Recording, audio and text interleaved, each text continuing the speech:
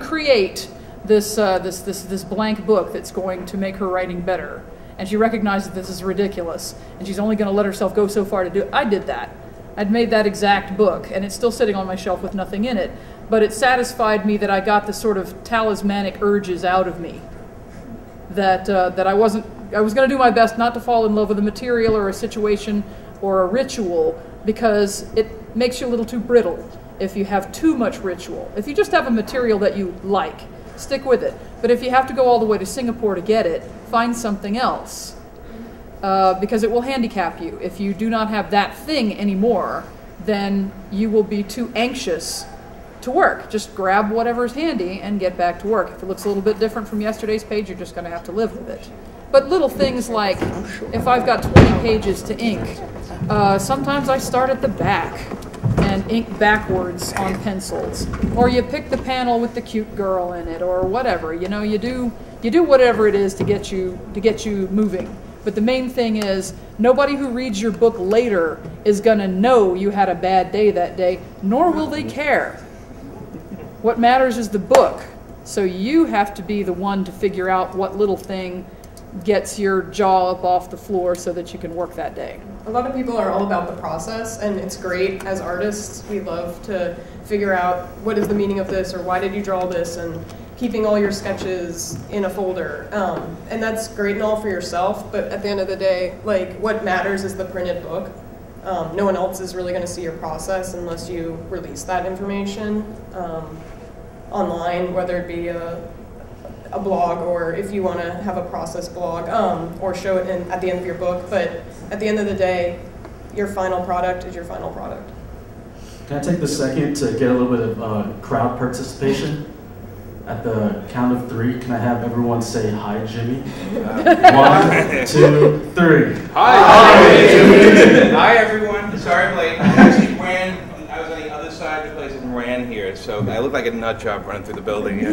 No, that's awesome, though. What we're talking about is basically what keeps you going? What keeps you producing new work? Like, what's your different inspiration? Or the fear of death and not getting the story that I have in my head out is probably my #1 motivation, because as I'm sure everybody here, it's like we have like these stories in our brain, and it's like a full parking lot, and until you pull one of them out, you can't put anything new in there. And so it gets it's not only, you know, again, most of the stories, we'll never see print, or they just don't make sense, or by the time you're working on it, somebody actually made a film or another book that's the same exact idea.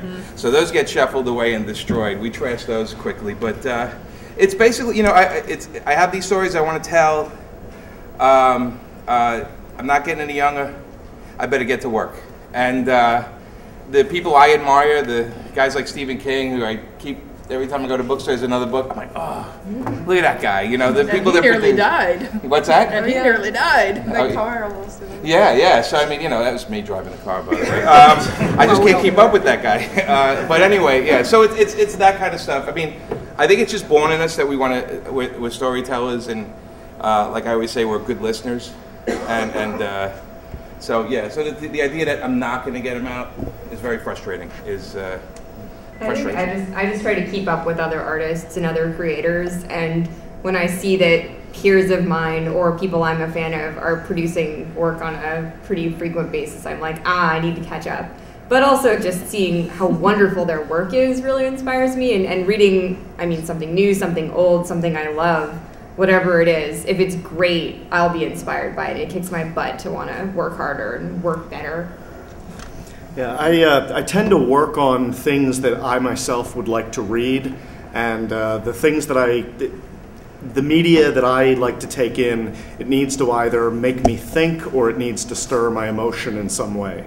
So a lot of times I find the emotion of what I'm writing to be pretty important, and then I maneuver the other aspects of the story to support that emotion. So as part of a process, if I'm having difficulty one day, I'll actually, my wife sees I get into the emotion of whatever scene that I'm writing, because I feel if it strikes emotionally true, that's the thread that people are going to cue in on. So a lot of times I'll write to movie soundtracks, and if I'm having a hard time getting started, I'll put on music that I feel fits the mood of the scene, of the emotional state I want to get in to write that scene. And then once that pump has been primed, usually then I transition from emotion to emotion to scene, and it all begins to flow pretty well.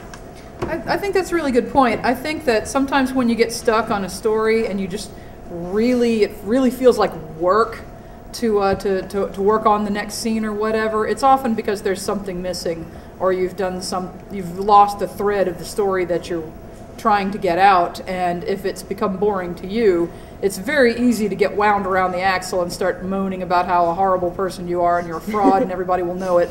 But the fact is, there's something wrong with what you're doing sometimes. I mean, if it's because you don't really want to draw the Eiffel Tower from the inside because of all the perspective, then that's fine. You're just going to have to suck that up and do it.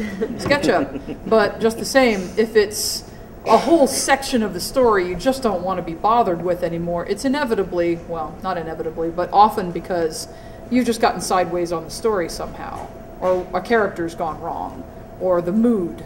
And then it's whatever does it. I listen to movies when I work because albums are too short. I want conversation in the background that I don't actually have to answer. I see you're the first one. Now, remember, you could win that book. Are we going to rate questions after they're asked and answered? Should we? You're going to Olympic judging. That sounds pretty scary. So what's your question, Miss? Do you find any perks or drawbacks from being your particular sex in the industry that you work in? No. Yeah. My penis gets in the way. No. Me and you, Jimmy. Yeah, it happens.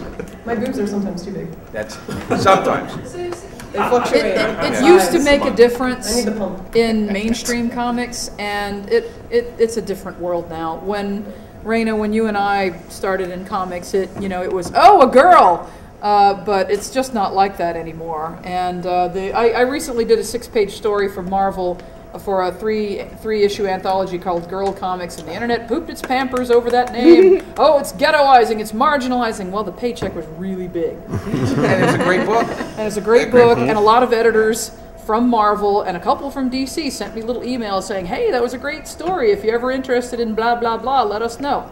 That's not marginalizing. That's not the ghetto. That's opportunity. Yeah, if it had a name that made people, go shriek, screech, well, so what? Yeah, people look at the work, like the editors, they don't care. They look at the work, and it's funny because for art it's easier because they see it and they go, I want that, or I don't. And they don't even know who's behind it. They don't even care. If it's something they want, they go after it. Writing's a little tougher because they don't really read submissions too much, but definitely if you're an artist, and of course, and if you're writing and doing your own work, it's just the work that speaks for itself. And it might have been different way back when, but I don't think anymore. And it's not different at all in indies, at all. Yeah. In the mainstream, sometimes, I hear stories every once in a while, but in the indies, no. It's a free and open world. And in the book publishing industry, like the whole book publishing industry is pretty much run by women. Yeah. So, I barely even see guys when I walk around. Your editor will be some graduate from Sarah Lawrence. Except my editor. Being a white male over the age of 40, I need all the help I can get in the industry right now. That's a sex change. You can have a sex change. There you go. Brianna Glass. This is actually kind of a good segue into my question, which is for those of you who have self-published and worked with editors, I'd be curious for a compare contrast. What's good about working with an editor, what's challenging? I started self-publishing as a mini comics artist, and I did that for about 5 years before I started working with Scholastic. And I mean, the kinds of stories I was doing for Scholastic were very similar to the mini comics stories. They were personal stories, they were autobiographical stories. It's very hard to edit autobio, so I mean, an editor can weigh in and say the story arc is there or it's not, but if this is your life story that you're telling, it's hard for them to really say, yeah, change the ending completely. And now I'm working on a fiction story, so it's been a little bit of a different experience, a lot of rewriting, but I'm okay with that. Like I'm okay with rewriting